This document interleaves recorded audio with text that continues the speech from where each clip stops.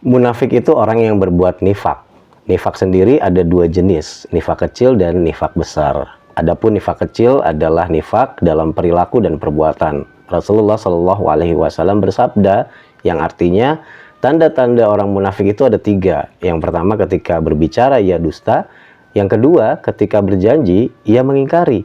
Dan yang ketiga, ketika ia diberikan amanat ia berkhianat. Hadis muttafaq alaih. Di dalam hadis lain yang diriwayatkan At-Tirmizi rahimahullah, dikatakan bahwa nifak kecil ini tidak akan menghukumi seseorang menjadi murtad atau keluar dari Islam. Tetapi tetap nifak kecil ini merupakan dosa yang sangat besar.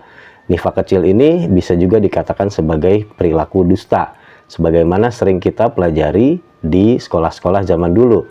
Namun, banyak orang yang tidak tahu bahwasanya ada nifak besar. Nifak besar adalah menampakkan Islam dengan lisan maupun identitas lainnya seperti KTP Islam, tampilan muslim, kiai, ustadz, santri, tetapi mengingkari Islam dan kebenarannya di dalam hati dan jiwa.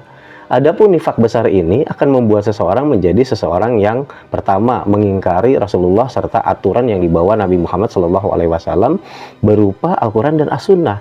Yang kedua, orang yang nifak besar ini membenci Rasulullah serta membenci sebagian Al-Quran dan As-Sunnah, serta hanya memanfaatkan yang menurut dia menguntungkan saja.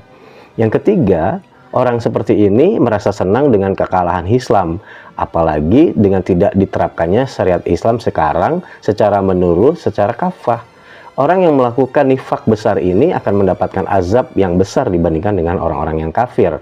Karena Allah Subhanahu wa Ta'ala berfirman di dalam surat An-Nisa, sesungguhnya orang-orang munafik itu ditempatkan di tingkat yang paling bawah dari neraka.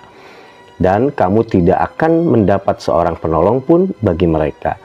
Saat ini banyak sekali orang yang sholat, puasa, zakat, melaksanakan ibadah-ibadah lainnya. Sementara ketika berbicara syariat Islam untuk diterapkan secara menyeluruh, secara total, ia tidak mau menerapkannya. Banyak sekali seorang ulama, kiai, asatid, para khotib menyampaikan masalah-masalah yang ubudiyah, masalah-masalah tentang ibadah. Tapi ketika sudah sampai kepada bagaimana mengurusi umat dalam sebuah negara yang menerapkan syariat Islam secara kafah, secara menyeluruh, secara sempurna, seakan enggan untuk melaksanakan hal tersebut.